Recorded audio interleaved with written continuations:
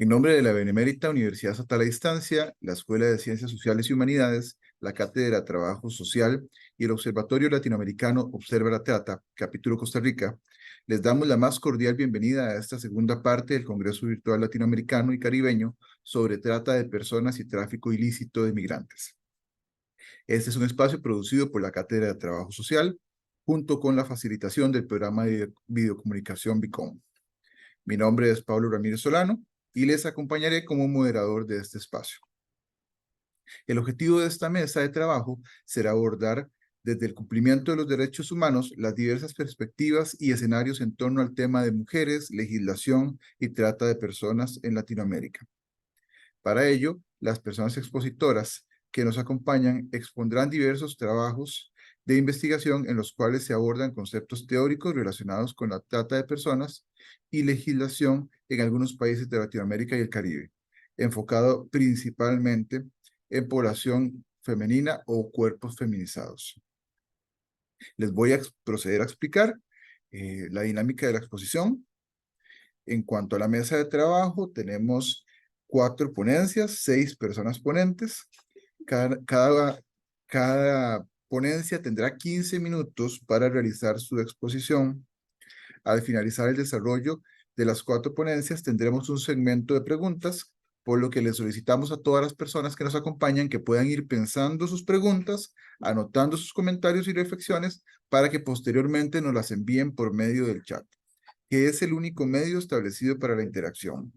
Agradecemos al enviar sus consultas puedan indicar a cuál de las personas ponentes se dirige la misma. Es importante recordar que aquellas personas que solicitaron certificación de participación del Congreso deben de completar el formulario que se enviará por medio del chat de Zoom antes de que finalice la jornada de esta tarde.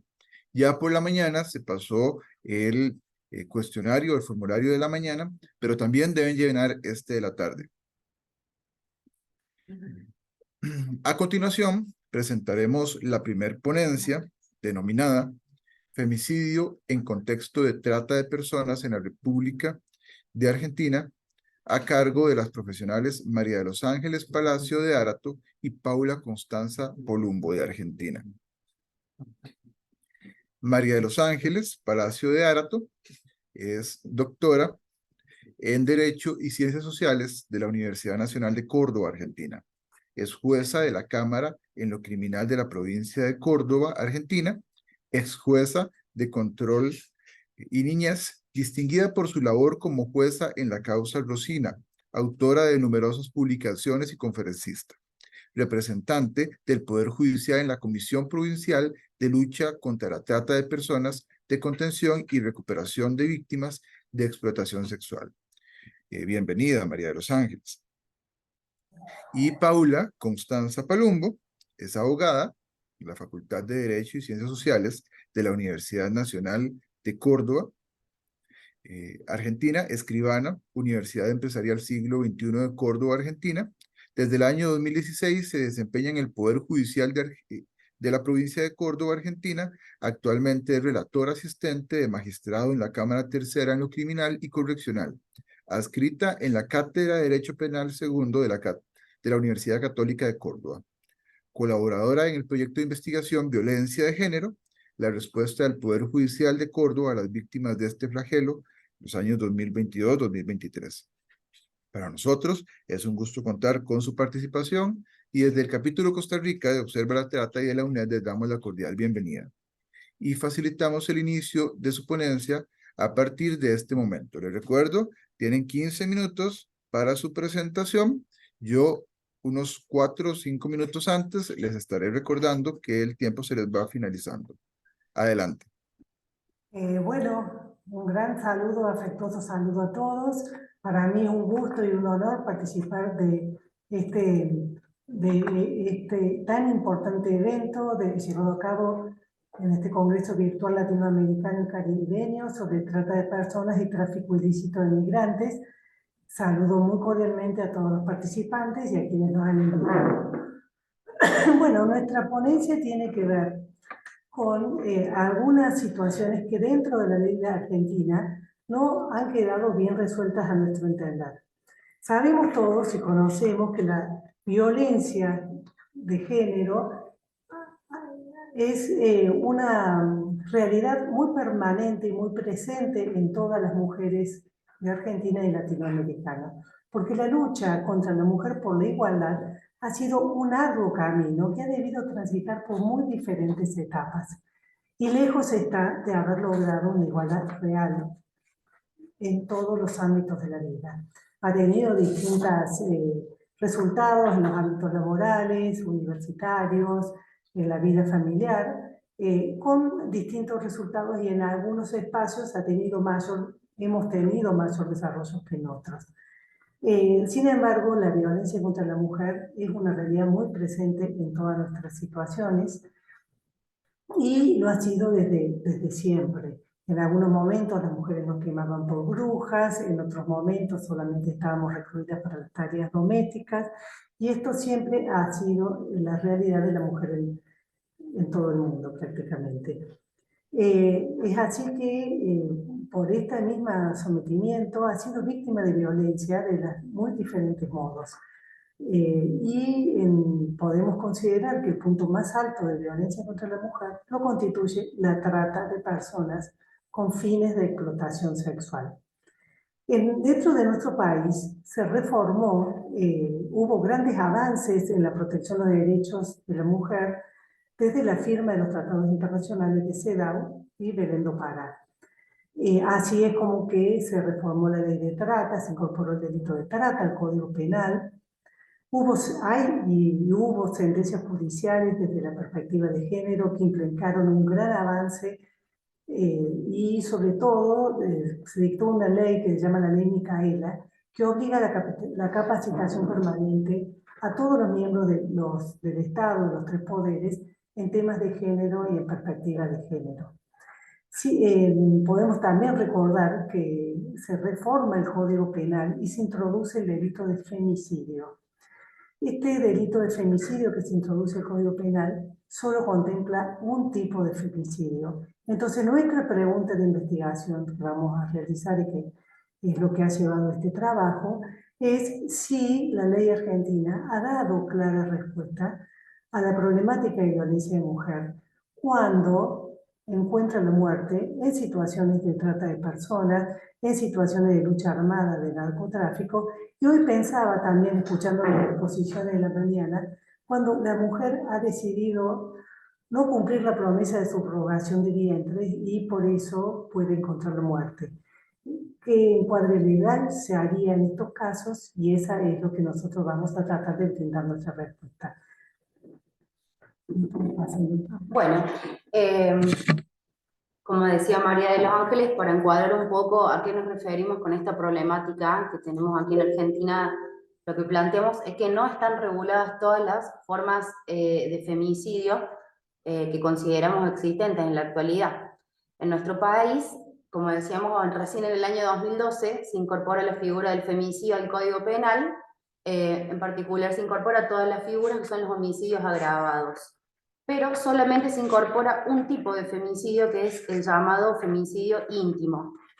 Lo que destacamos aquí es que en la discusión parlamentaria se incorpora un concepto de femicidio que deja la base sentada para incorporar otras formas de esta figura y no solamente el femicidio íntimo. Se tomó el concepto de femicidio de la declaración sobre el femicidio que se llama, que establecía que es la muerte violenta de mujeres por razones de género, ya sea que tengan lugar dentro de la familia o la unidad doméstica, o en cualquier otra relación interpersonal, como así también en la comunidad, por parte de cualquier persona, no solamente aquella con que tenga un vínculo de pareja, y también lo es aquella que es tolerada por el Estado y sus agentes, tanto por acción como por omisión. De esta manera, tomando este concepto, el legislador argentino solo previó en nuestro código al femicidio como la muerte violenta de mujeres dentro de relaciones de pareja o interpersonales, que es el que llamó femicidio íntimo, haciendo la distinción solamente que se trataba de femicidio cuando la mujer sufre la muerte por su condición de tal, mientras que el homicidio, el género de la víctima, resulta indiferente. Por otro lado, surge de este concepto el llamado femicidio vinculado, ¿sí? Que es el supuesto en el que el sujeto activo necesariamente tiene que haber matado a alguien, pero de ese accionar se deriva que quiere conseguir un efecto principal que ha proyectado con anterioridad, y es conseguir el sufrimiento, el padecimiento de la mujer. Esto es matando a un ser querido, a un hijo, a la actual pareja o cualquier persona para causarle justamente ese propósito de hacerla sufrir. Requiere un dolo específico esta otra modalidad, ¿sí? Que no es justamente causar ese particular dolor, independientemente de si se logra el resultado, que es decir, que la mujer sufra esa muerte. Igualmente la agravante en ese caso queda consumada. Y el otro modo de femicidio, que es el que justamente planteamos la importancia de que sea regulado y visualizado, incorporado, es el femicidio en el contexto de trata de personas u otras organizaciones criminales. Este delito supone la muerte violenta de una mujer en ese contexto, y ya sea que tenga lugar para disciplinarla, sea para someterla, explotarla, dañarla, o que con ello se busque aprovecharse de su vulnerabilidad, ¿sí? Es decir, al no poder lograr la consecución de sus fines dentro de esta red de explotación, se busca la muerte de esta mujer, por ejemplo, por la finalidad de doblegarla, cuando la finalidad de doblegarla no es alcanzada. En numerosas ocasiones estas mujeres integran una empresa delictiva, ¿sí? Son explotadas, trasladadas, revendidas, conforme a la decisión de los tratantes que constituyen estas organizaciones criminales. Y lo que justamente queremos visualizar es que en Argentina el principio de legalidad y tipicidad nos impide encuadrar esta figura dentro del femicidio, lo que consigue que las investigaciones penales queden incompletas y estos femicidios se vean impunes. Quedan cometidos dentro de una red y no se revisan los principios de autoría a los fines de responsabilizar a todos los eslabones de la cadena, la captación, el transporte y no solamente la explotación, dejando también la puerta abierta a la responsabilidad estatal de proteger a los vulnerables por acción o omisión, como lo establece la Convención de las Naciones Unidas y el Protocolo de Palermo. Nada más antes de que continúen, comentarles que no se están pasando las diapositivas, nada más para que lo tengan en cuenta. Sí. Traté de pasarlas y no pude, pero no importa. Esta no definición en el Código Penal de otros supuestos de femicidio tiene consecuencias muy inmediatas. ¿Qué pasa? En los inicios del proceso no se investigan los hechos desde la perspectiva de género. Esto quiere decir que no se recolecta adecuadamente la prueba, no se investiga adecuadamente los vínculos de la mujer con las redes, no se ve y no se analiza y no se recolecta la prueba de este modo, y entonces en el juzgamiento de estos hechos tampoco va a poderse determinar cuál ha sido realmente la situación de la mujer en esta situación.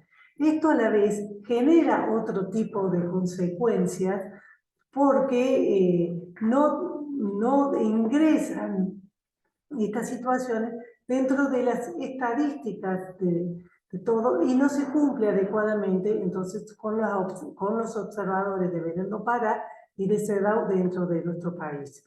Esto hace que haya urgentemente una necesidad de revisión de los códigos de fondo y de forma para, de este modo, todos los homicidios de las mujeres sean considerados femicidios y se investigue desde la perspectiva de género.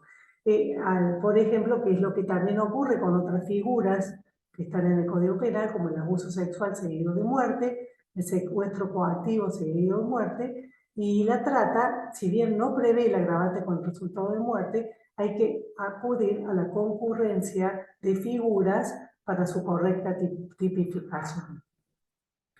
Nuestra propuesta es que todos los femicidios conlleven la misma pena, que es la prisión perpetua.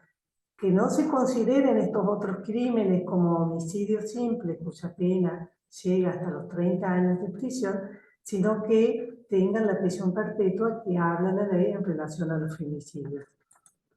Esto, de no ser así, genera responsabilidad estatal. Así lo ha dicho la Corte Interamericana de Derechos Humanos en la causa Fazenda Verde contra Brasil, donde establece el estatus de las personas desaparecidas en situación de trata como el estatus de desaparición forzosa, y esto hace que también se obliga al Estado argentino a un sistema de registro de todos estos procesos para tener clara idea de cuántos procesos estamos hablando y qué cantidad de situaciones de mujeres muertas en esta situación tenemos. Hubo un caso muy importante en nuestro país que se llamó la causa Marita Verón, que determinó la reforma de la ley de trata, y en este supuesto era la muerte de una mujer en un prostíbulo y hizo que se hubiera que buscar en muchos otros prostíbulos del país y se cavaron un montón de fosas y se encontró un montón de cuerpos de mujeres bueno, que habían quedado ahí y que nadie reclamaba por ellas y que no habían sido motivos de investigación tampoco. Esto hace también la necesidad, habla de la necesidad del desarrollo de políticas públicas y la modificación de la legislación, también de la responsabilidad que el Estado argentino firmó al firmar en la Convención de Palermo sobre el investigar totalmente a la red, no solamente a las personas del último eslabón, sino a todos los eslabones de la red y a los bienes que esta red conlleva, también a la responsabilidad funcional en la permisión de instalación de las redes en el país y la complicidad del funcionario público en torno a las redes, también que se repare integralmente a las víctimas. En este punto hay que recordar, en nuestro país hubo un caso muy importante donde se modifican las leyes de forma y se paga directamente la indemnización a partir de los bienes decomisados en un prostíbulo. Si bien la ley habla que esos bienes van al erario público para todas las organizaciones de trata, en este caso se decidió que fuera directamente a la mujer en situación de prostitución y de trata y se mandó desde esos bienes directamente a pagar. Ese fue un caso muy importante que fue dictado hace unos años en nuestro país. Y eso también habla de la posibilidad de, como decíamos antes, de la recopilación de todos los datos y tener una clara idea de cuántos procesos y causas estamos hablando. Con permiso. Doctora, nada más para recordarles que les quedarían unos 3 minutitos de exposición para que lo tengan en cuenta. Terminando. Muchas gracias. Sí, ya terminamos. Ay, se nos ha pasado la diapositiva. Bueno, No sé si querías agregar algo más, Ángeles, o... Perdón. Por Dios, se me puso nerviosa la compañera. Pusieron el micrófono en silencio para que lo tengan en cuenta.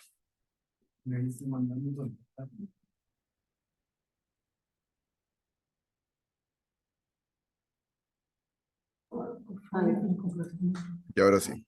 Funciones y propuestas, se propone entonces la revisión de los códigos, bueno, la revisión de los códigos, de forma y la revisión del Código Penal, que se incorpore concretamente esta figura al Código Penal, que así como se capacita a los 3 poderes del Estado en cuestiones de género, también se capacite desde la escuela en toda la prevención y control de la trata de personas, más que todo con el tema del uso de Internet y los mensajes de captación que llegan en las plataformas virtuales y de videojuegos, y que se cree un marco estadístico concreto en torno a la cantidad de muertes violentas de las mujeres en situación de trata, prostitución y en situación de narcotráfico. También le agregaría, como decíamos hoy, en situación de alquiler de vientre cuando no cumple con las pautas que acordó con la venta de sus bebés. Con eso finalizamos nada más, bueno, esta frase que hemos dejado aquí para pensar un poco, que es: de un legislador, Daniel Filmus, que dice: visibilizar el feminicidio en toda su extensión tiene un valor simbólico en el ámbito jurídico, pues compromete el Estado a la formulación de políticas públicas con orientación en violencia de género, en protección de género, y no nombrarlo, que es lo que decimos, no nombrarlo, no tipificarlo, significa allanarse a un discurso pasivo, reproduciendo y perpetuando las relaciones de poder que existen. Consideramos que es necesario un discurso radical y un lenguaje que rompa con el androcentrismo, en vez de seguir reproduciendo el discurso de las instituciones sociales dominantes. Bueno, con Muchas esto gracias. finalizamos, le agradecemos mucho su paciencia y bueno, estamos a su disposición si hay alguna pregunta que nos quieran realizar. Muchísimas gracias a la doctora Palacio de Arato y a la licenciada Constanza Palumbo por su ponencia sobre femicidio en contexto de trata de personas en la República de Argentina. Les recordamos que el segmento de preguntas lo tendremos al finalizar las 4 exposiciones, pero nos pueden seguir dejando sus preguntas por medio del chat. Seguidamente, escucharemos la ponencia denominada La trata en las mujeres temporeras y asentamientos, nuevas vulnerabilidades, nuevos desafíos, expuesta por Marta Molina Fernández, y Ana Fernández Quiroga, de España. La máster Marta Molina es diplomada en Trabajo Social y licenciada en Antropología Social y Cultural, máster universitaria en Agroecología, un enfoque para la sustentabilidad rural en la Universidad Internacional de Andalucía. Ha sido coordinadora técnica de proyectos de atención humanitaria y protección internacional, especializada en mujeres inmigrantes y trata, y ha fungido como directora de un centro de acogida para personas refugiadas. Desarrollado y participación en proyectos de investigación, incidencia y sensibilización en materia de género y migración desde entidades sociales. Bienvenida, Marta. Y la doctora Ana Fernández Quiroga es licenciada en Derecho, máster en Género en la Universidad Pablo de Olavide, doctora en Ciencias Sociales en la línea de igualdad. Ha trabajado durante los últimos 2 años en una entidad asesorando jurídicamente a mujeres migrantes y posibles víctimas de trata de seres humanos en un centro de ayuda humanitaria y actualmente desarrollando una beca Margarita Salas de formación postdoctoral en la Universidad de Buenos Aires, estudiando las políticas antitrata del gobierno de Argentina. Les damos en este momento el espacio para que puedan dar el inicio al desarrollo de su trabajo. Bienvenidas. Hola, buenas tardes. Bueno, en primer lugar, queríamos dar las gracias al Congreso por darnos este espacio y bueno, y por toda la organización, que ha sido súper profesional y súper, vamos, nos ha parecido muy adecuada y estamos muy agradecidas de participar en este congreso. Aclarar que yo ahora mismo estoy en España, no en Buenos Aires, que el segundo año de la beca es en España, por lo que aquí es de noche ya. Pero, pero bueno, desde aquí vamos a hacer, desde España y desde Israel, vamos a hacer la presentación. El título de la presentación se llama La trata de las mujeres temporeras y asentamientos, nuevas vulnerabilidades y nuevos desafíos. En este caso, nuestro eje principal va a ser darle un poco de visibilidad, darle algo de visibilidad a una problemática que está muy, muy invisibilizada en España, que es el de las mujeres temporeras que acuden a nuestro país y que luego deciden quedarse. En este caso, nuestro objetivo principal es darle voz a ellas mismas y por eso queremos comenzar con 2 pequeñas historias de vida. La primera de ellas es una mujer marroquí que se llama Amina, bueno, nombre ficticio, que viene embarazada y huyendo de una problemática familiar, ya que se queda embarazada de una pareja que no era su marido y esta pareja se niega a casarse oficialmente con ella. Ella era ya divorciada, tenía otros 2 hijos y teme mucho las represalias familiares de este nuevo embarazo. Por tanto, como manera de salir del país, decide comenzar a hacer un proceso de contratación en origen para trabajar en la fresa. Una vez descubren que está embarazada, quieren retornarla a su país, ella se niega, termina en estado de calle y cuando es acogida por un centro de ayuda humanitaria y cuenta su historia, se ve que es un perfil claro de derecho de asilo y termina siendo reconocida como reconocida su protección internacional. Y bueno, ya le doy paso a mi compañera Marta, que va a continuar con la exposición. Buenas noches, un placer desde aquí, desde Palestina. Contar que, bueno, son historias de vida más allá de toda la teoría que os podamos contar. Yo voy a contar el caso de Suadu, una mujer de 32 años, de una población rural de Marruecos, que se adhiere a las contrataciones en origen, llega a Huelva y está participando en todo el tema de las temporeras. Y en un desmayo le llevan al hospital y le diagnostican un cáncer en estado avanzado. La respuesta por parte de las empresas agrícolas es dejarla en las instalaciones que tienen habilitadas ahí en la finca, bastante aisladas de zonas urbanas y de cualquier servicio médico, hasta la finalización de su contrato para que pueda retornar a origen. En este caso, una organización sindical de España, Jornaleras en Lucha, contactan con esta mujer a través de otras personas cercanas que conocen el caso y llega a nosotras, al centro de acogida donde estábamos trabajando previamente, y pudimos poder ofrecerle la ayuda y la acogida necesaria con un mínimo de dignidad.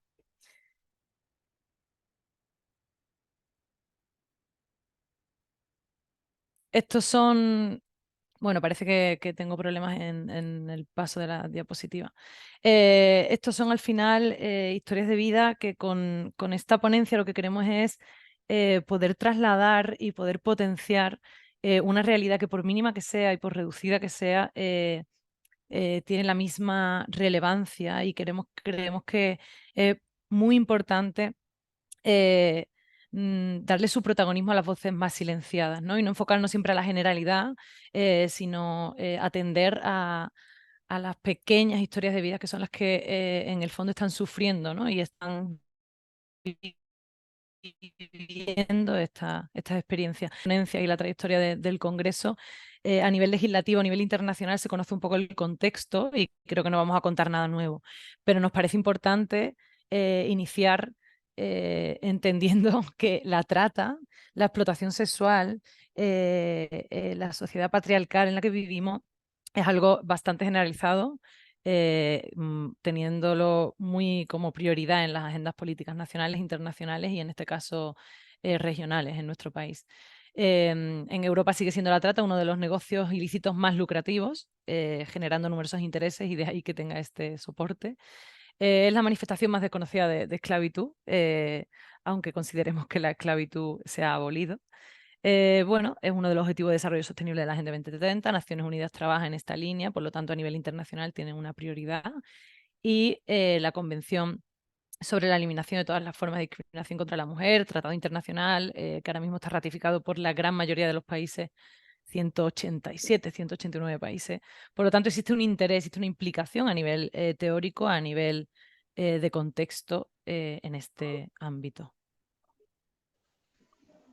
Y bueno, dentro de esta problemática nosotros nos vamos a centrar, como he dicho, en un caso muy concreto dentro de la comunidad autónoma que está más al sur de España, de Andalucía. Está la provincia de Huelva, que desde hace mucho tiempo lleva un proceso de explotación agrícola de todos los frutos rojos, arándanos, fresas, frambuesas, pero bueno, especialmente, como siempre la insignia ha sido la fresa, ¿no?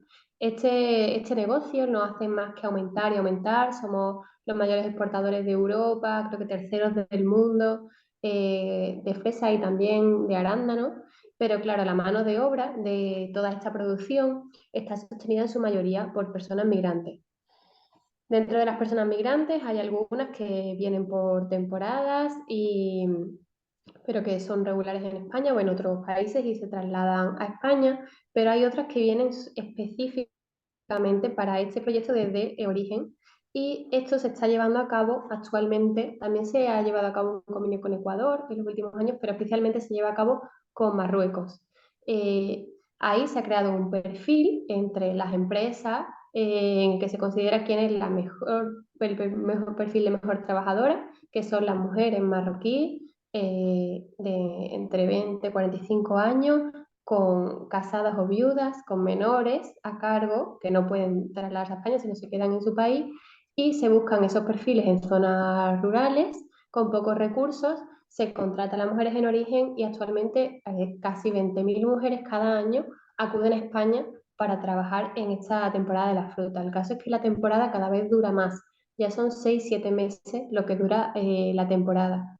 Y claro, ocurren muchas circunstancias y muchas de ellas terminan quedándose y no retornando a su país. Entonces nosotros queremos poner el foco en qué ocurre con esas mujeres que no retornan a su país, cuáles son sus realidades, sus dificultades y por qué están tan invisibilizadas, ¿no?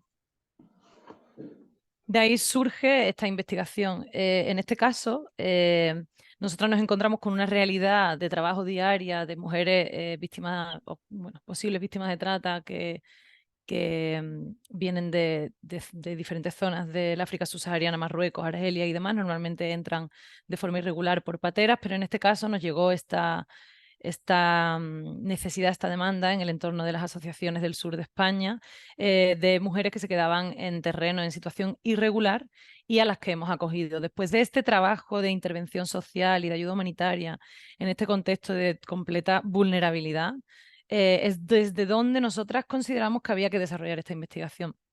Y este es el objetivo primordial que nos llevó a desarrollarla, identificar cuáles son los riesgos que hacen que estas mujeres puedan llegar a ser captadas y puedan llegar a ser víctimas de trata o de explotación sexual.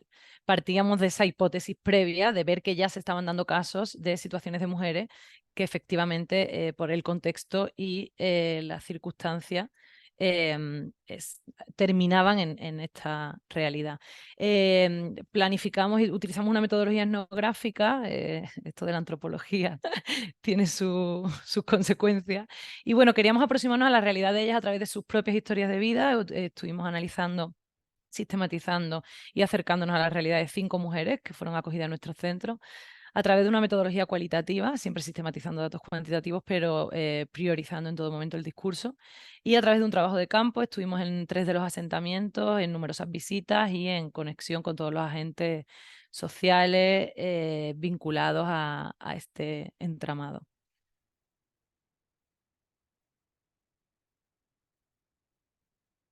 No sé si mi compañera Ana está. Si no, continúo. Vale, Que se perdona. me ha ido,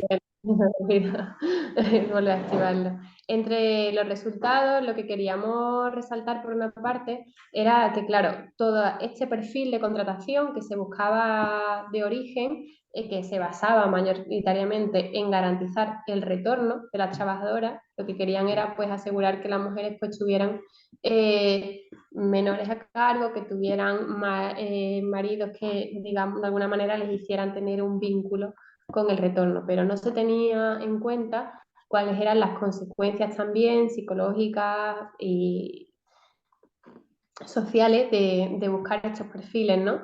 Por ello, identificamos como una de las problemáticas que al buscar a mujeres de entornos rurales no se estaba, o sea, que no se les informaba de acuerdo a su capacidad, ¿no?, de comprensión de sus derechos, por ejemplo, y entonces llegaban sin conocer sus derechos y se vulneraban muchos de sus derechos mientras desarrollaban su trabajo.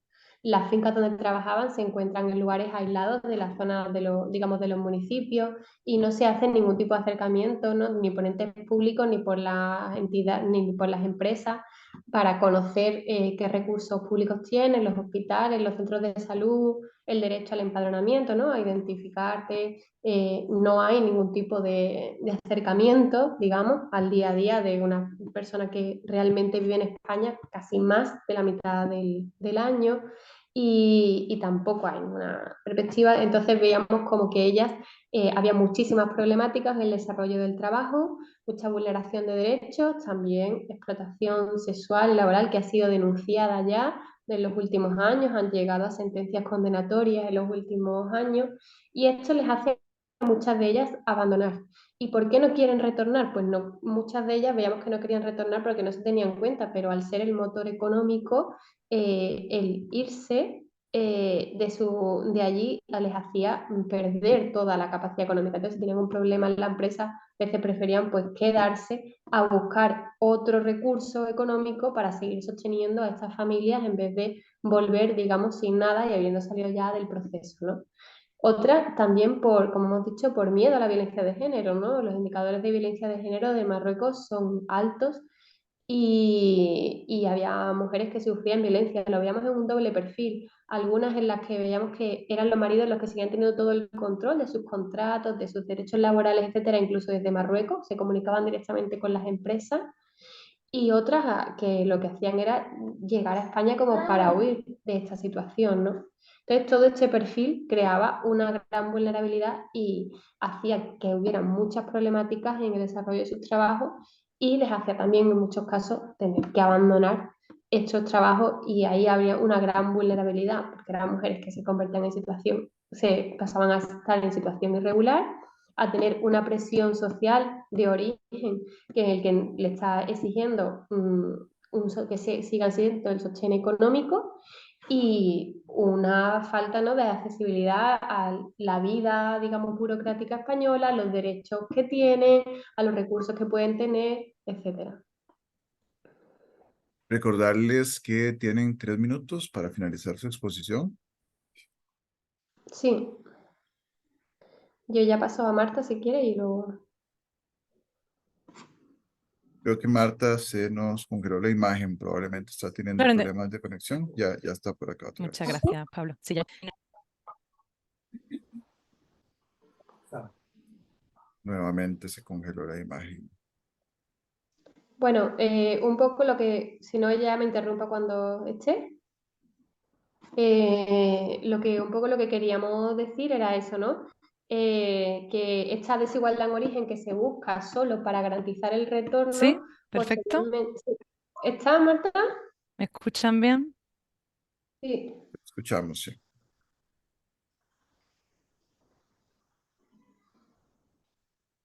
Ah, no. Tal vez si apagas tu cámara, Marta, podamos escuchar tu audio. Disculpad, de verdad. No, no se preocupe. Nada.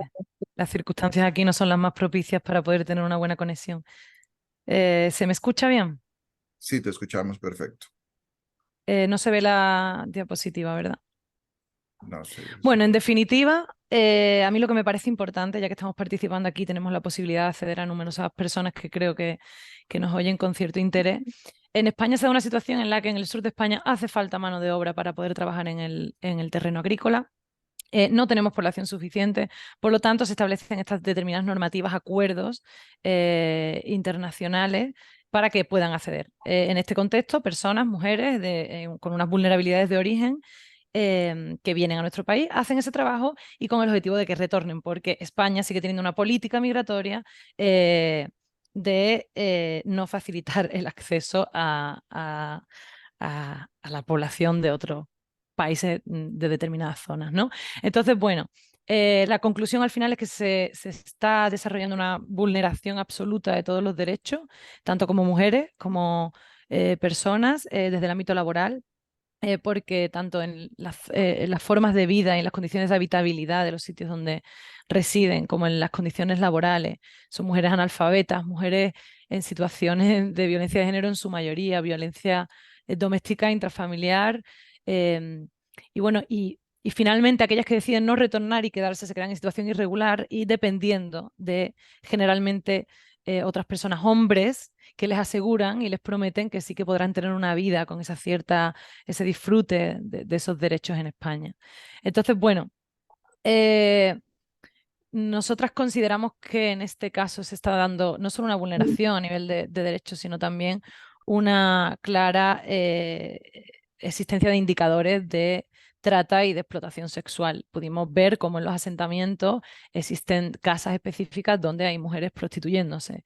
Se dan todas, es un entorno muy propicio a la trata, está a nivel normativo muy bien definida, pero el problema es aplicarla a la realidad. Y nosotras que trabajamos en el terreno de lo social, en el día a día con estas mujeres, nos damos cuenta de que la prioridad está en poder hacer efectiva esa normativa.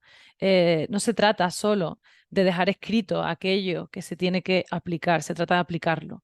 ¿Cómo? Aplicarlo desde una perspectiva feminista que analice e interprete los códigos culturales de estas propias personas que son las que sufren y no nosotras que somos las que lo vemos desde fuera, ¿no?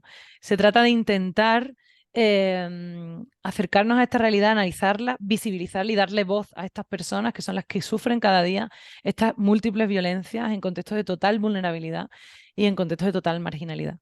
Entonces, bueno, queríamos resaltar que esta situación está ocurriendo en Europa y está ocurriendo bajo el paraguas de unas normativas ilimitadas que defienden y promueven la protección, que es que no, luego es que, claro, por supuesto que no se está llevando a cabo. Y Muchísimas nada, gracias. muchas gracias por la participación. Sí, muy agradecidos con la máster Molina Fernández y la doctora Fernández Quiroga, quienes nos conversaron sobre su ponencia de la trata en las mujeres temporeras y asentamientos, nuevas vulnerabilidades y nuevos desafíos. Muchas gracias por sus aportes y por el trabajo que también están realizando. Damos continuidad a la tercera ponencia de esta mesa, denominada Ley de Trata de Personas y Persecución del Proxenetismo en Uruguay, a cargo del doctor Pablo Guerra, de Uruguay.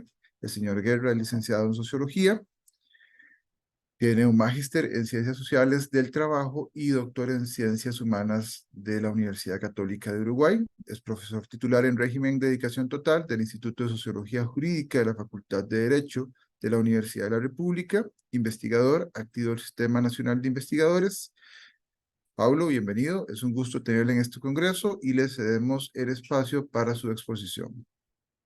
Muchas gracias, Pablo. Qué placer, qué orgullo poder intercambiar en este marco y junto a tan valiosas compañeras y comprometidas compañeras en esta materia. Pues muy bien, yo quisiera compartirles entonces nuestra ponencia, que tiene que ver, tiene relación a un proyecto de investigación donde observamos la influencia que ha tenido la ley de trata de personas respecto a la persecución del proxenetismo que viene llevándose a cabo por medio de una ley con casi 100 años de antigüedad. En ese sentido, hemos dividido nuestra ponencia en los puntos que ustedes pueden observar en este momento. En primer Doctor, lugar, nada los más objetivos. agradecerle que pueda ponerle en modo de presentación, si me hace el favor. A ver si puedo. Uy.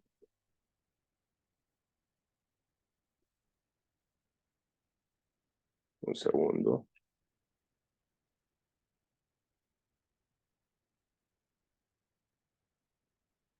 No, por alguna...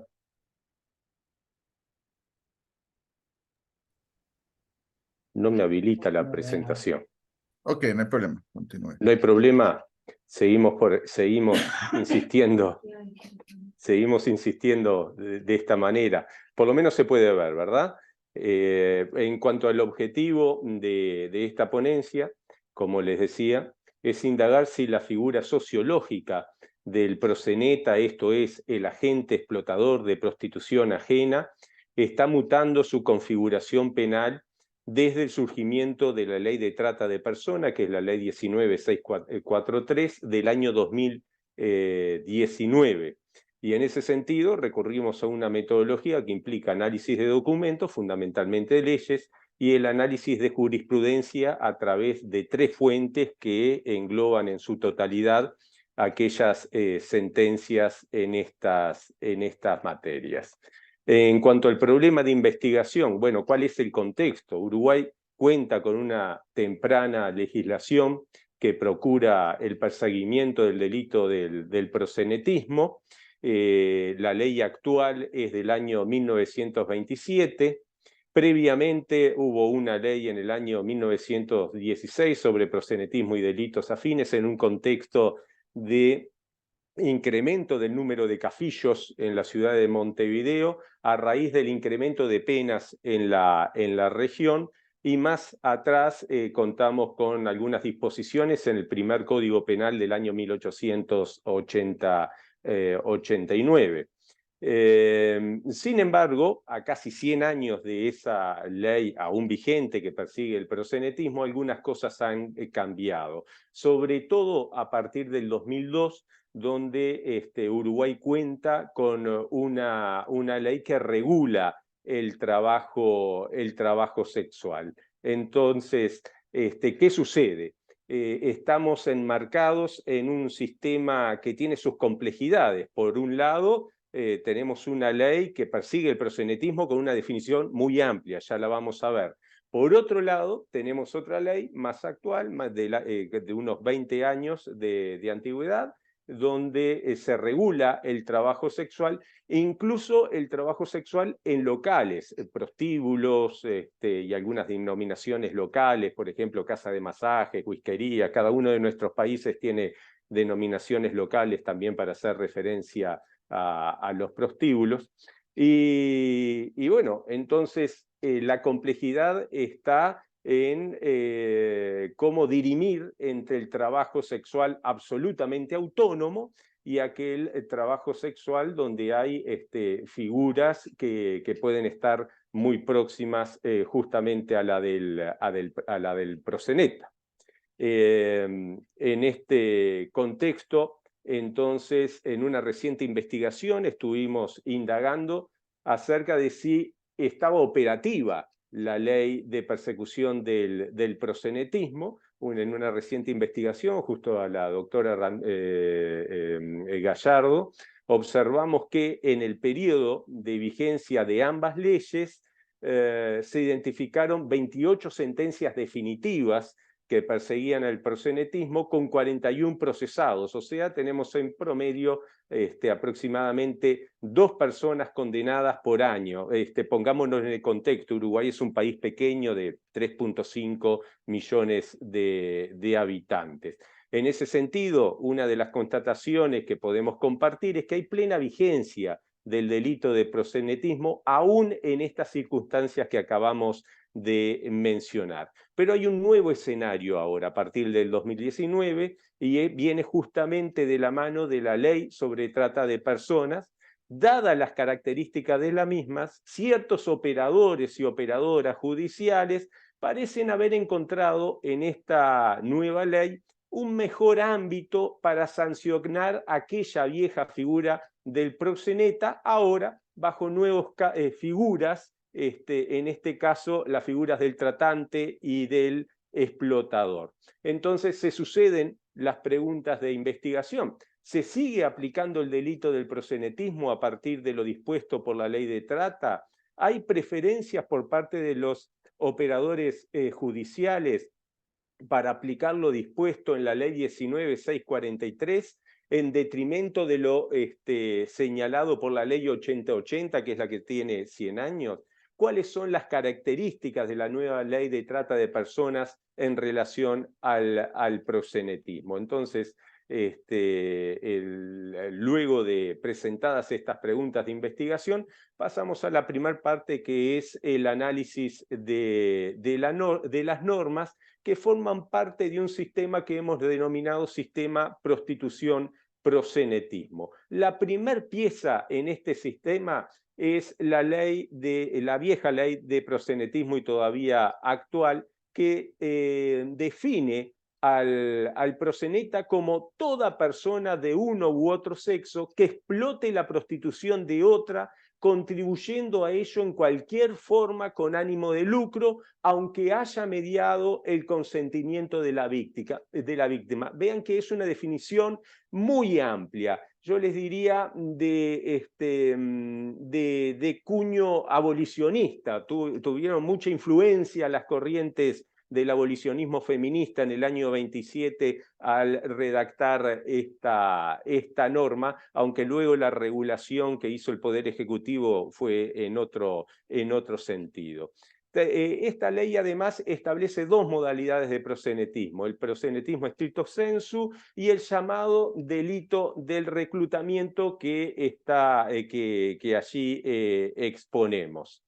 Y además un segundo apartado de esta ley remite a la figura del proxenetismo agravado, con la definición que le presentamos en esta diapo, donde se manejan algunas hipótesis justamente que contribuyen a la gravedad de este delito. Pero pasemos rápidamente a la segunda pieza del sistema. La segunda pieza es justamente la ley sobre el trabajo sexual, que es una ley que legaliza el trabajo sexual de carácter autónomo y obviamente en personas mayores de edad, pero permite también el trabajo sexual en locales, lo que es algo difícil porque por lo general cuando el trabajo sexual se realiza en locales como prostíbulos sabemos que emergen otras figuras que van más allá del trabajo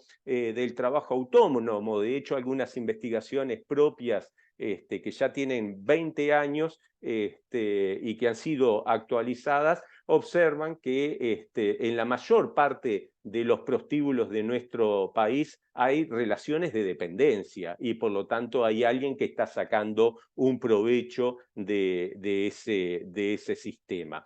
Y para dar cuenta de este fenómeno del trabajo sexual en los locales y poder perseguir el proxenetismo, el artículo 34 de esta ley establece presunción de proxenetismo para, vean ustedes, toda persona que explotare una finca para el ejercicio del trabajo sexual, percibiendo por esto un precio que le provee a ella o a un tercero un beneficio excesivo. Ahí está subrayado lo de beneficio excesivo porque a diferencia de la ley del 27 que hablaba de lucro, aquí habla de beneficio excesivo, que es un término que no llega a definir la ley y que por lo tanto abre todo un escenario para la jurisprudencia. Finalmente, la tercera pieza del sistema es la ley de trata de personas. Entonces acá nos detenemos en la definición porque también es muy interesante. Vean, define a la trata como la captación, y vayan viendo los dedos de mi mano, el reclutamiento, el transporte, el trabajo, la acogida, la recepción o el hospedaje de personas dentro del territorio nacional, bla, bla, bla, aunque mediare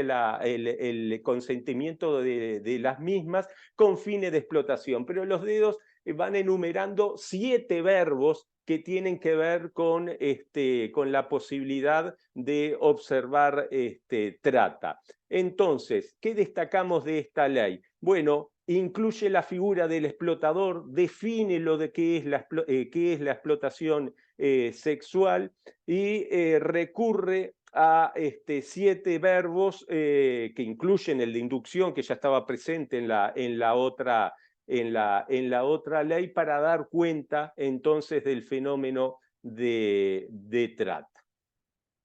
La amplia enumeración de los verbos, en la tipificación de este delito, la definición explícita de lo que es la explotación sexual y la inclusión del delito de prostitución forzada coloca entonces a esta ley en una posición valiosa también para la persecución del delito del proxenetismo. Lo hace además con una visión integral respecto a las víctimas, lo que permite o incluye el derecho a la reparación patrimonial. Pues bien, en medio de este sistema, entonces, que empieza a operar en nuestro país en el 2019, viene un trabajo de campo analizando entonces aquellas sentencias definitivas en este último periodo para ver si el operador o la operadora judicial sigue aplicando la vieja ley 8080 o para perseguir el proxenetismo ahora aplica la ley de trata de personas.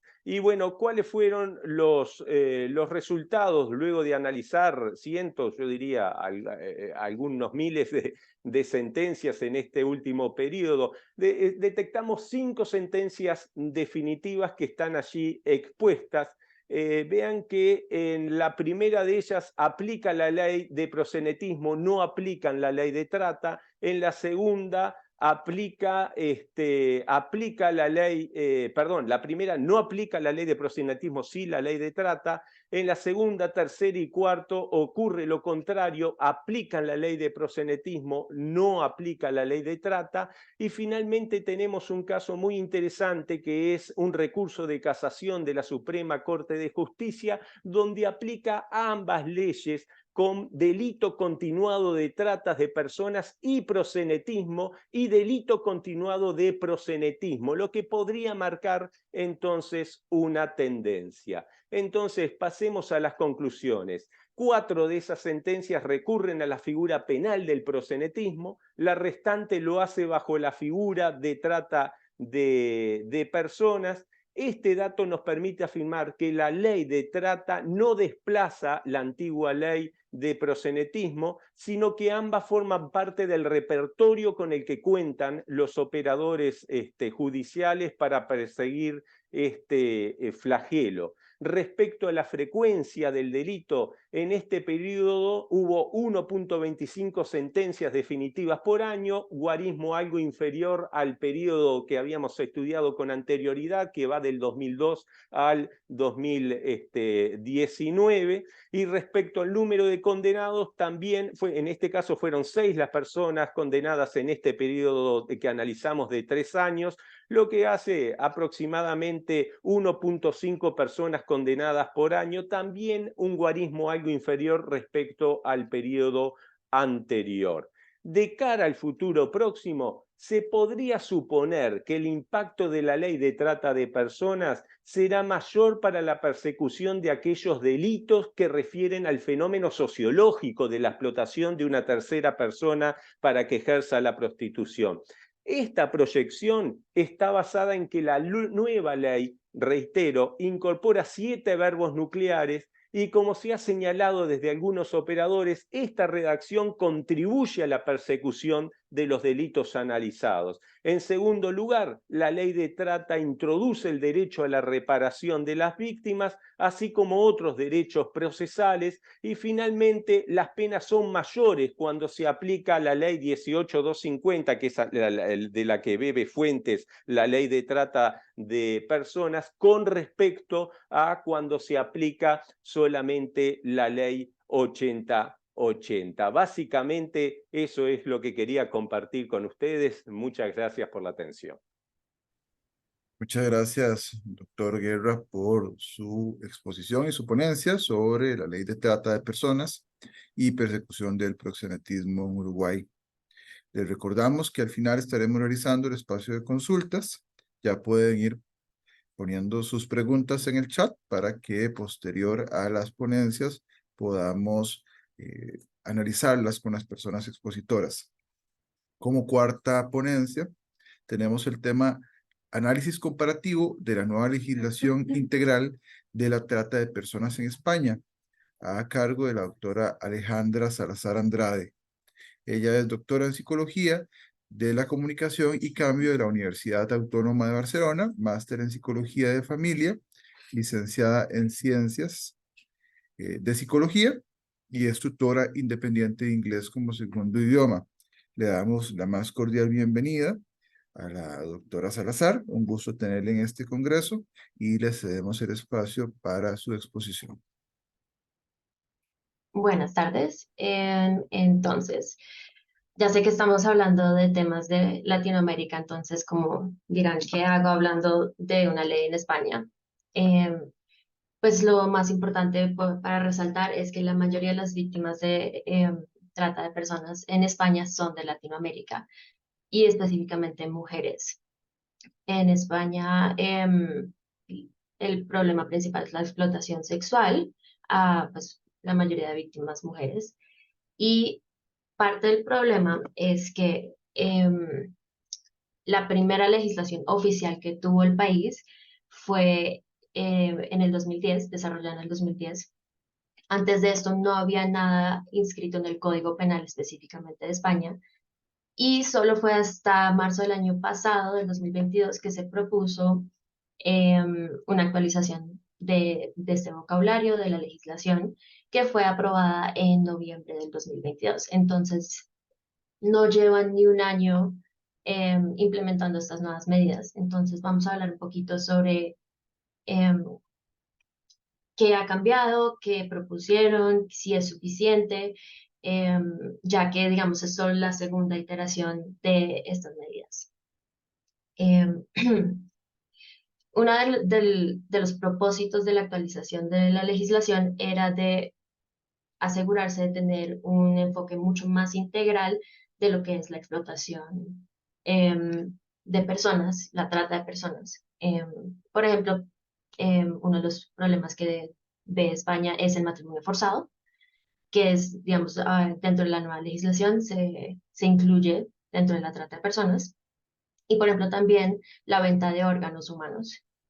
Entonces, digamos, es un vocabulario mucho más completo, con unas medidas más a profundidad que vamos a estar explorando. Entonces, como ven, los números de identificación de víctimas de trata sexual en España han ido subiendo hasta el 2019, que después, durante la pandemia, hubo obviamente un bajonazo significante. Aquí, como en el gráfico, solo incluye los números hasta el 2021, pero ya, digamos, con la apertura a través del país y el funcionamiento de los órganos a nivel normal, se identificaron más de 1.000 víctimas de explotación en total. Entonces ya en este punto se está hablando de explotación sexual y laboral.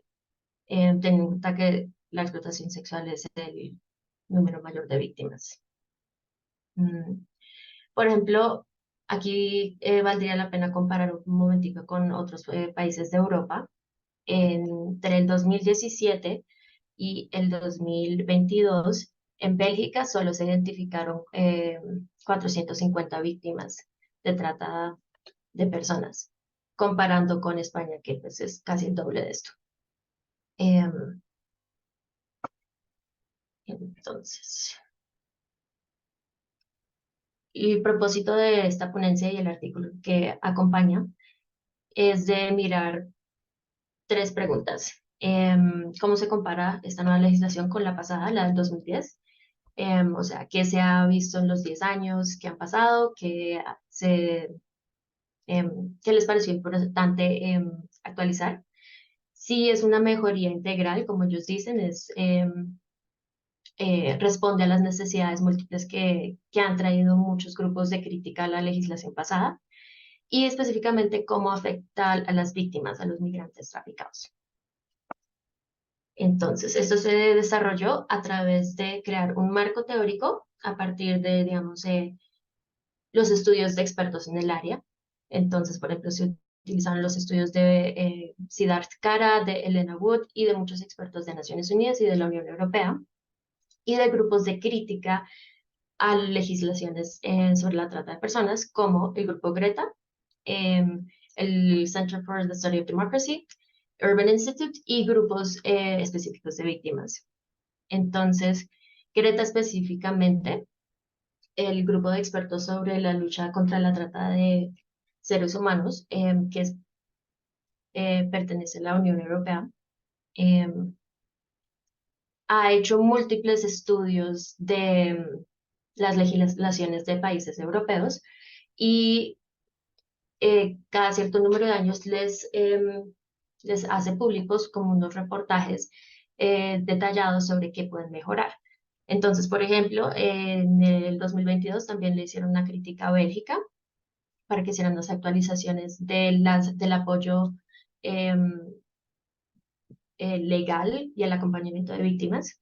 Y a Polonia, por ejemplo, este año le hicieron también un reportaje criticando la definición de víctima que ellos manejan. Ellos manejan menos el punto de vista de una persona traficada como víctima, sino como testigo de un crimen. Por lo tanto, no tienen las protecciones que tendría una víctima.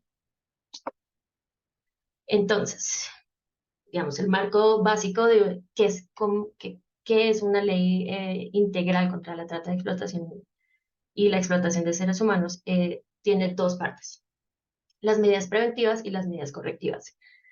Lo mínimo que debería tener las medidas preventivas es una sensibilización al público, lo cual implica fondos para comunicar y educar diferentes niveles del público. Entonces, por ejemplo, con frecuencia, esto incluye menores de edad en educación pública, entonces campañas en colegios para explicarles qué es la trata de personas, cuáles son los síntomas en caso de identificar una víctima, cómo no ser una víctima.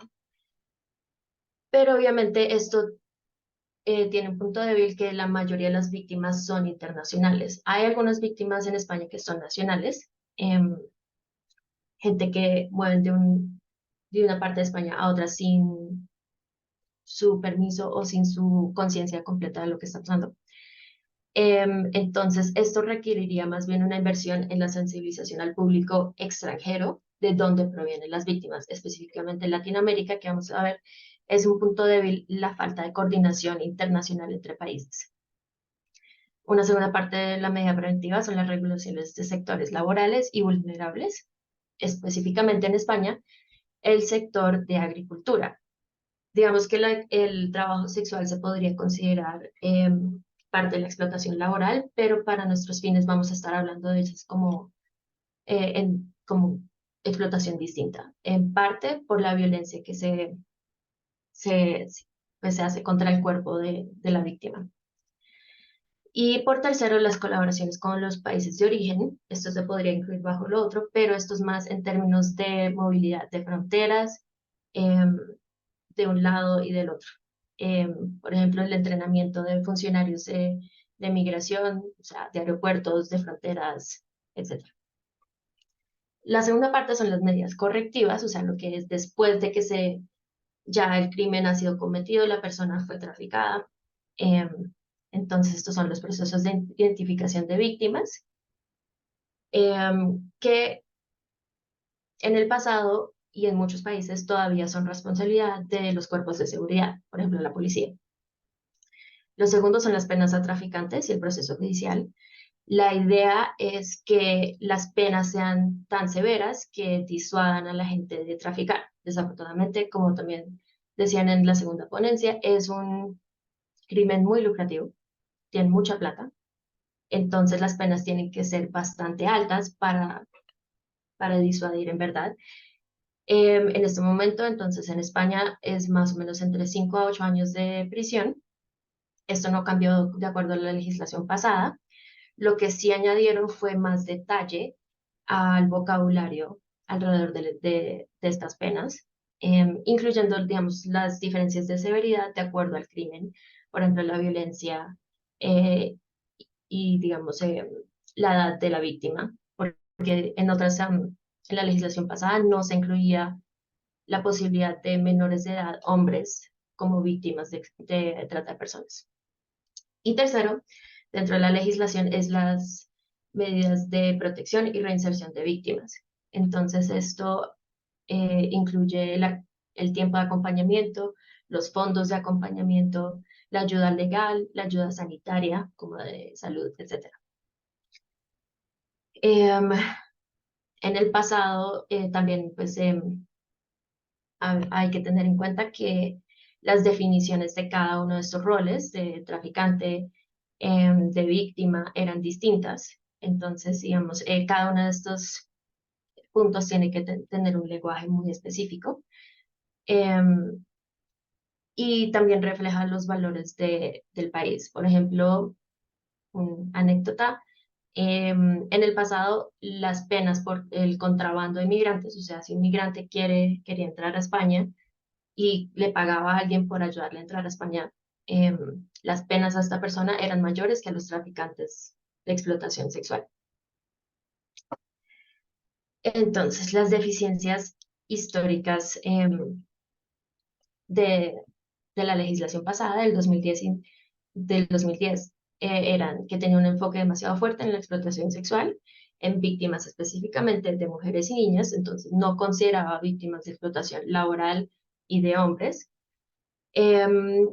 La falta de distinción, por ejemplo, con la actividad de prostitución. Entonces había instancias donde criminalizaban la prostitución, a pesar de que en España es legal. El exceso de fuerza por grupos de seguridad. Entonces, durante la investigación de redes e identificación de víctimas, el proceso asustaba a las víctimas y a veces las violentaba. Y la sentencia es muy leve a los traficantes. También había una falta del seguimiento a las víctimas, todo lo que iba después. En muchos casos había, por ejemplo, extradición de víctimas a su país de origen. Y había una falta de educación al público sobre lo que era la explotación de personas y los procesos de pedir ayuda. Además de que España, además, como tiene muchas comunidades autónomas, había falta de comunicación entre los múltiples espacios que manejaban este problema. Entonces, hagamos un recorrido rápido por la evolución de esta legislación. Antes del 2010 no es que no hubiera absolutamente nada. De todas maneras, España forma parte de Naciones Unidas y de la Unión Europea, entonces cualquier convenio o protocolo que hubiera, ellos eran parte de. Con frecuencia, por ejemplo, pues sí se demoraban en firmar e incluir, digamos, estos convenios como parte de su acuerdo. Entonces, por ejemplo, el protocolo de Palermo, que salió en el 2000, España solo lo firmó hasta el 2002. El convenio del Consejo de Europa sobre la lucha contra la trata de seres humanos, que salió en el 2005, se firmó en el 2008. Después de que salió la normativa del 2010, Greta hizo un informe sobre esta normativa en el 2013, lo cual llevó a unas alteraciones y medidas pequeñas en el 2015. Ahí de nuevo Greta volvió a hacer unas críticas más profundas y entonces el gobierno español decidió hacer una actualización más en profundidad. Desde que preparé esta ponencia y escribí el artículo que lo acompaña, han habido unas actualizaciones, además de la nueva normativa, que es un cambio de definición y el proceso de designación de víctima, desafortunadamente, en respuesta a la guerra en Ucrania, para que los refugiados y los migrantes de Ucrania tengan un acceso rápido a las ayudas que designan específicamente para víctimas. Entonces el proceso es más rápido y lo cual también ha ayudado a personas de otros orígenes a obtener este estado también. Entonces, de acuerdo a grupos de víctimas. Pero Salazar, nada más recordarle que tiene 3 minutitos para finalizar su exposición. Listo. Ok. Entonces, estas son las críticas principales que había de expertos a las actualizaciones que había hecho el gobierno español, de acuerdo a, por ejemplo, los reportajes de Greta. Entonces ahí pueden leer. Y acá resume, digamos, las nuevas medidas dentro de la legislación, que por ejemplo incluye el plan de sensibilización, o sea, campañas de conciencia pública, que incluye colegios y, por ejemplo, el sector privado. Si tú trabajas para una compañía privada, puedes llamar y pedir una capacitación, un entrenamiento a tu equipo sobre la identificación de víctimas y qué se puede hacer para ayudar. Por ejemplo, el Mecanismo Nacional de Derivación, que es para la coordinación intragubernamental, el Plan de Inserción Social y Laboral, que es un fondo de 3 años para el seguimiento de víctimas, por ejemplo, en temas de entrenamiento a vocaciones para que puedan entrar al sector laboral regulado y legal. No hay extradición automática de víctimas. Más bien se les pregunta qué prefieren, si quieren quedarse en España, se les ayuda con vivienda, con ayuda psicológica, con ayuda de salud física, de salud reproductiva, de salud sexual, etc. Desafortunadamente, por ejemplo, el Fondo de Indemnización de Víctimas pues se llena de los recursos que se que se encuentran de los traficantes. Por lo tanto, una de las críticas que sacó Greta este año es que se necesitan más fondos para empezar el proceso, ya que, digamos, se irá llenando con el tiempo y entre más traficantes se encuentran, pero digamos, para el arranque se necesitan fondos del gobierno específicamente. Entonces, ese fue uno de los puntos débiles. Y obviamente, pues introduce el delito de explotación laboral y de las víctimas hombres. Entonces, digamos, responde la pregunta, ¿si es más integral? Sí, es una actualización significante comparada con la del 2010, acaba con la dispersión normativa, o sea, por ejemplo, en el pasado, muchos de los casos se procesaban a través del vocabulario de violencia de género o violencia sexual. Esto resume todo bajo la trata de personas. Añade algunos recursos, amplía la definición de víctima, impulsa campañas de sensibilización y alarga el acompañamiento de víctimas, que es lo más importante. Algunas sugerencias propias mías, más coordinación con los países de origen de las víctimas y, más importante, es un mecanismo de verificación de la legislación. No tienen nada previsto para la investigación de la eficacia de estas medidas. No hay ningún grupo académico, investigativo, que recoja medidas y datos con los cuales puedan revisar si en verdad hay una mejoría. Entonces, les agradezco mucho. Muchísimas gracias también a la doctora Salazar Andrade por esta cuarta ponencia, análisis comparativo de la nueva legislación integral de la trata de personas en España. Muy agradecido con las 6 personas que nos acompañaron en esta etapa por tan importantes aportes desde distintos lugares del planeta, tanto desde España, Argentina, Uruguay. Un trabajo encomiable el que ustedes están realizando en sus contextos. Las más cordiales felicitaciones. Les recordamos a las personas que nos acompañan que quienes no han completado el formulario de asistencia de la tarde pueden realizarlo, está en el chat de Zoom, y a partir de este momento vamos a iniciar con un periodo de preguntas. Tenemos 2 preguntas que son para todas las personas, entonces si gustan voy a realizar las 2 preguntas y posteriormente les voy dando el espacio para que cada una de ustedes y el doctor Guerra pueda también referirse a estas preguntas. La primera pregunta es: ¿qué acciones debería llevar adelante el Estado para cumplir con sus compromisos en materia de trata de personas a partir de un enfoque centrado en las víctimas y sus derechos? Y la segunda pregunta es: ¿qué características deberían tener las sentencias judiciales en materia de trata de personas? Claramente, esas preguntas las responderán en función de su experiencia y del trabajo que han realizado. Entonces, si gusta, comenzamos en el orden de exposición. Primero con la doctora Palacio de Arato y la licenciada Constanza Parumbo. Entonces, adelante. Bueno, el Estado, para ser más eficaz, debiera en este momento volver a iniciar las investigaciones en relación a la trata.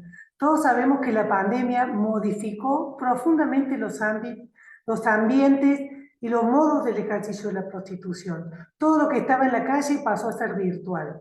Todo lo que circulaba a través de moneda pasó a ser a través de criptomonedas y transferencias bancarias.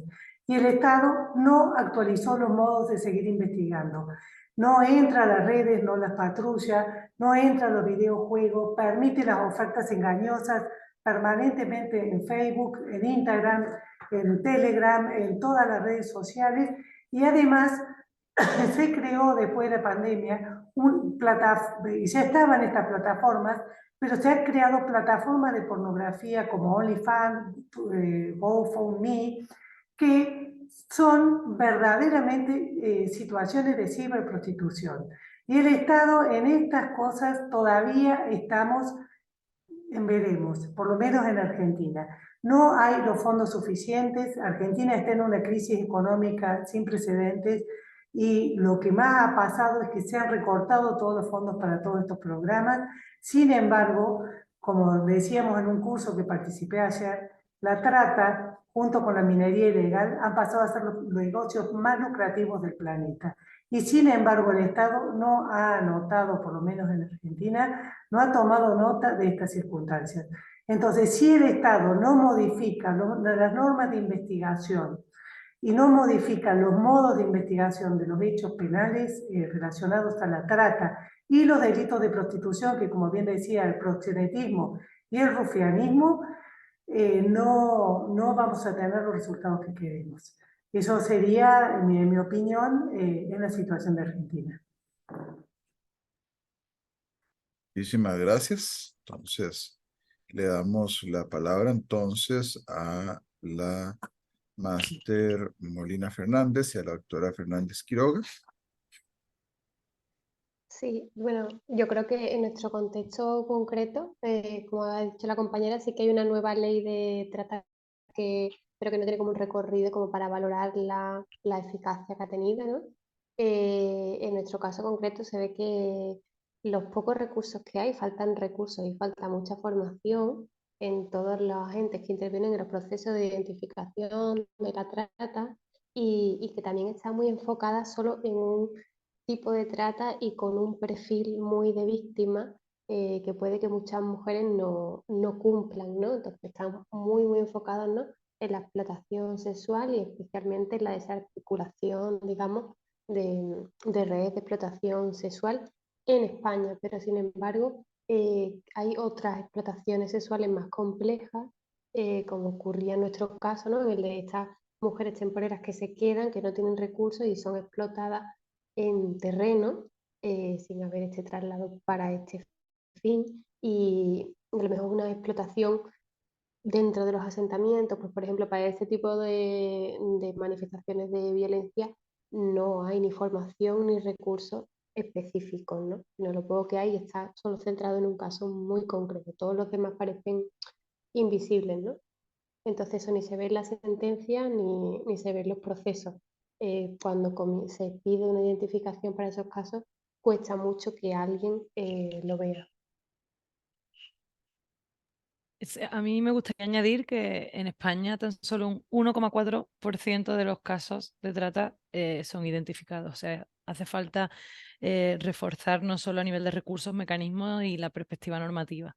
Las víctimas están desprotegidas y para que puedan ser identificadas como víctimas tienen que participar, tienen que alegar y el proceso hace que su vulnerabilidad aumente y su contexto de desprotección sea absoluta. Entonces necesitamos que haya una mirada hacia la víctima y no una mirada hacia el delito, ¿no?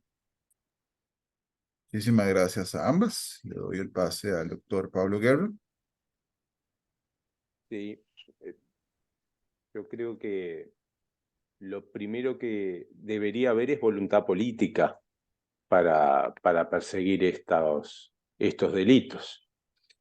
La voluntad política deriva en, por ejemplo, más apoyo al Poder Judicial y voluntad también de la policía para perseguir estos delitos.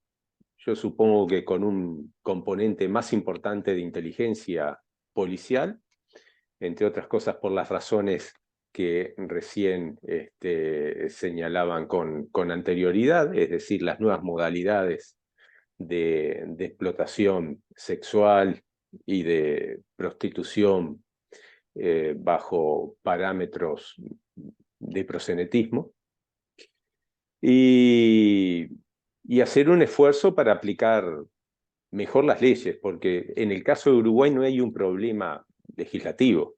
Tenemos buenas definiciones de lo que es el proxenetismo, la explotación sexual, la trata de personas. Sin embargo, el nivel de eficiencia al aplicarlo es muy bajo. Tenemos, a ver, un poco como se decía recién, una cantidad importante de casos de trata, una cantidad bastante menor de casos denunciados ante Fiscalía y un porcentaje muy menor que llega a sentencias definitivas.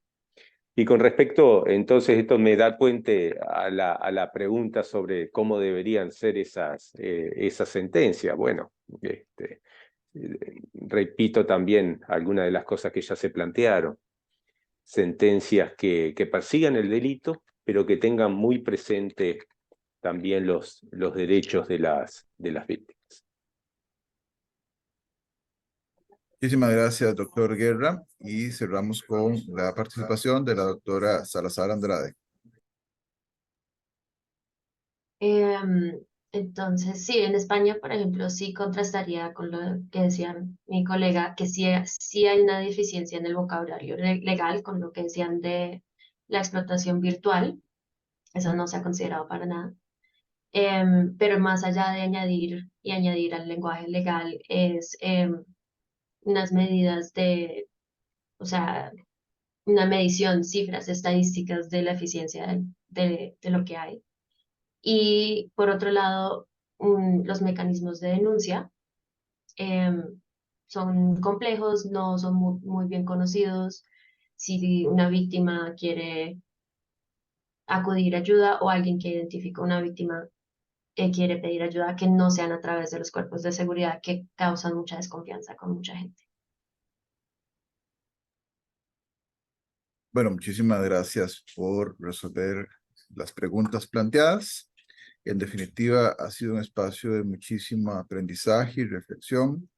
Muchos temas por abordar, visibilizando lo invisible en términos de cómo precisamente, si bien en algunos países tenemos una legislación más acorde, hace falta que esa legislación sea más efectiva y en otros países requerimos que esa legislación sea acorde con las necesidades y con el cumplimiento de los derechos y de las normas. Para poner un ejemplo, en Costa Rica, en el contexto costarricense, y estoy seguro que en muchos países, tanto de Latinoamérica como del mundo es así, se ha normalizado el hecho de que mujeres migrantes, no indocumentadas, muchas de estas vengan a prestar sus servicios domésticos con un trabajo doméstico remunerado, entre comillas, que a la larga se convierte en procesos de trata que están poco normados y poco visibilizados.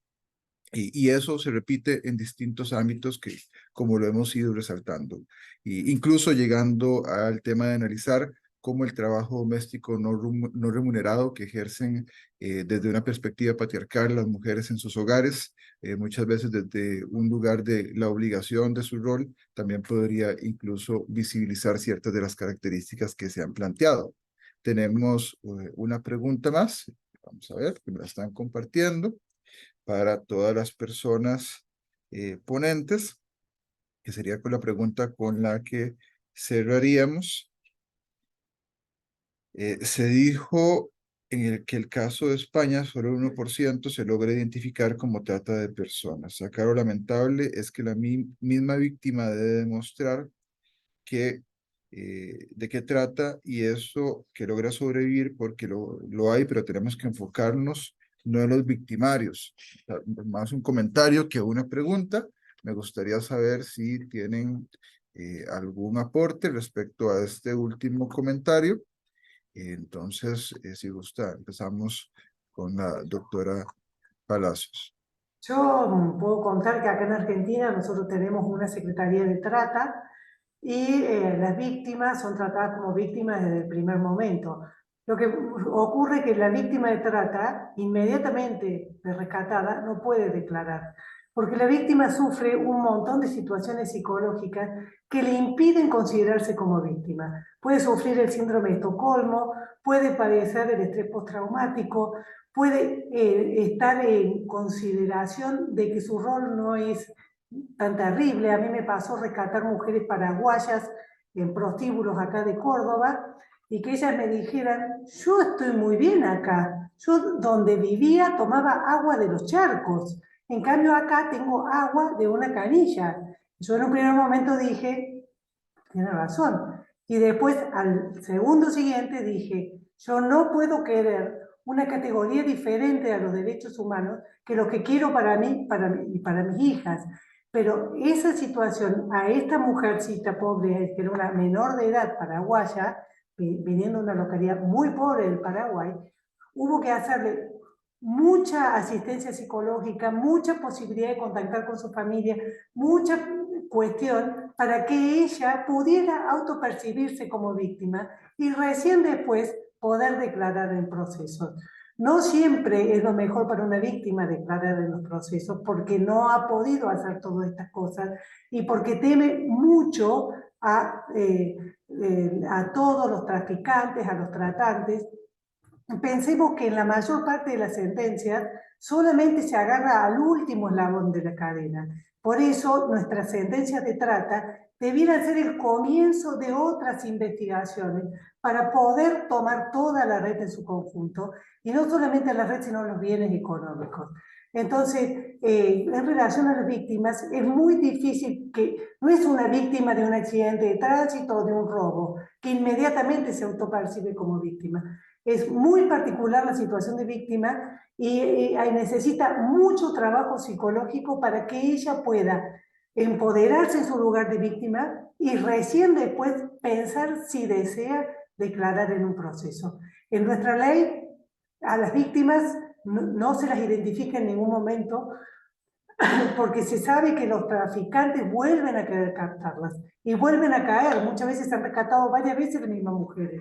Entonces es muy importante que las personas muy especializadas traten con las víctimas, porque eso también no solamente hace a su recuperación, sino que permite llevar después procedimientos judiciales exitosos y lograr sentencias que sean más comprensivas de toda la red y no del último eslabón. Muchas gracias, doctora Palacio. Le doy el espacio a la máster Molina y a la doctora Fernández, por si gustan referirse a ese comentario. Sí, a mí me... Sí, Perdona, Ana. empieza Marta. Nada, a mí solo, hablando de supervivencia, me gustaría mencionar un caso que tuvimos especialmente de una... Nosotras hemos trabajado en centros de acogida de atención humanitaria de todas las mujeres que llegan por patera por el sur, por el Mediterráneo, cruzando del África subsahariana.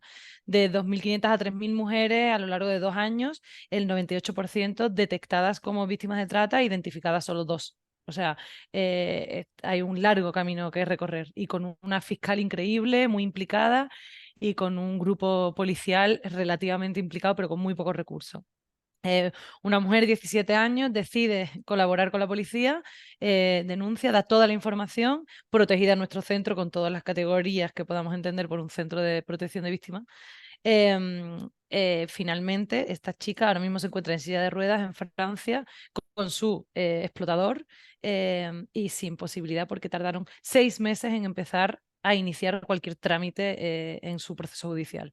O sea, por lo tanto, faltan recursos y las pocas personas que consideran, porque estoy totalmente de acuerdo en que reconocer ser víctima es un paso ya abismal y en el ámbito de lo social y del acompañamiento terapéutico y psicológico es muy complicado con estas mujeres. Hay que activar otros recursos y potenciar el acompañamiento de entidades sociales que son las que al final tienen ese vínculo y esa relación de confianza con estas mujeres.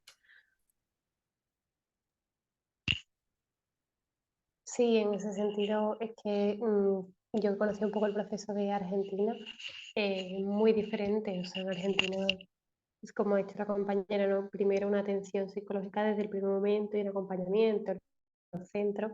Sin embargo, en España eso es paralelo, o sea, si cumplen los requisitos, hay unos centros privados que tienen unas subvenciones y hacen unas determinadas atenciones, pero no es público, o sea, no es un servicio público, que no son, digamos, concesiones, y los entes públicos que intervienen son policiales y judiciales, y lo que hacen es como un peritaje a las mujeres, ¿no? Una revictimización. Y si ellas mantienen sus testimonios y tienen esa valentía, porque al final lo hacen porque es su manera de conseguir la residencia, se ponen tanto a riesgo por parte de la red como a la revictimización por todos los órganos estos policiales judiciales y la de veces que tienen que dar su testimonio y mantenerlo durante años.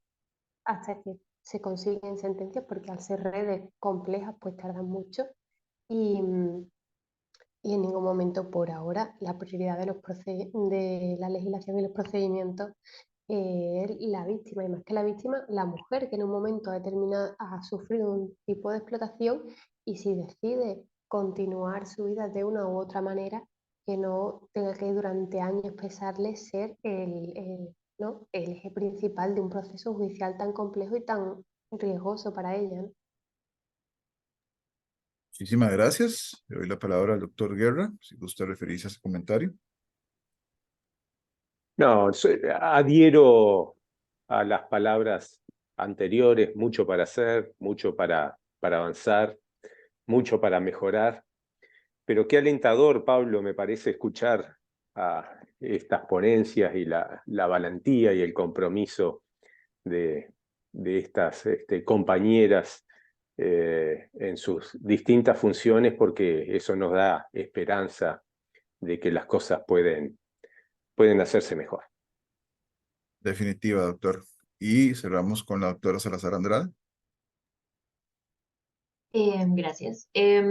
Una ventaja, digamos, de la nueva legislación en España, tratando de respetar el proceso de la víctima y de no participar en retraumatizarlas, es que implementar una medida donde la víctima cuenta su testimonio una vez y ese testimonio se registra y no lo tienen que repetir a lo largo del proceso judicial. Por lo tanto, el proceso judicial no depende tanto del testimonio de la víctima, que se identifique como víctima o no. O sea, ella cuenta su experiencia y más depende de la identificación de roles dentro de la red de traficantes y, por ejemplo, también de el flujo del dinero, entonces de extractos bancarios y eso. Entonces, digamos, tienen más en qué como enfocarse, además de solo como el testimonio de una persona, sino de toda una investigación más compleja. Muchísimas gracias. De esta forma, agradecemos a las 6 personas ponentes, la doctora Palacio de Aratu, la licenciada Constanza Polumbo, la máster Molina Fernández, la doctora Fernández Quiroga, el doctor Guerra y la doctora Salazar Andrade, que nos acompañaron en esta mesa de diálogo y de ponencias del día de hoy, a las cuales se les hará el envío de manera digital de un certificado de agradecimiento por su participación. A la vez, agradecemos a todas las personas oyentes que estuvieron a lo largo de la jornada y a aquellas que también realizaron sus aportes por medio de los diferentes medios virtuales. Les invitamos a unirse mañana nuevamente al segundo día del Congreso a partir de las 9 a.m. hora de Costa Rica, recordando que los enlaces de ingreso estarán disponibles al igual que hoy en el sitio web del Congreso. Fue un placer poder acompañarles en este espacio. Que pasen una excelente tarde, noche, dependiendo de dónde se encuentran. Gracias, esperamos verles el día de mañana.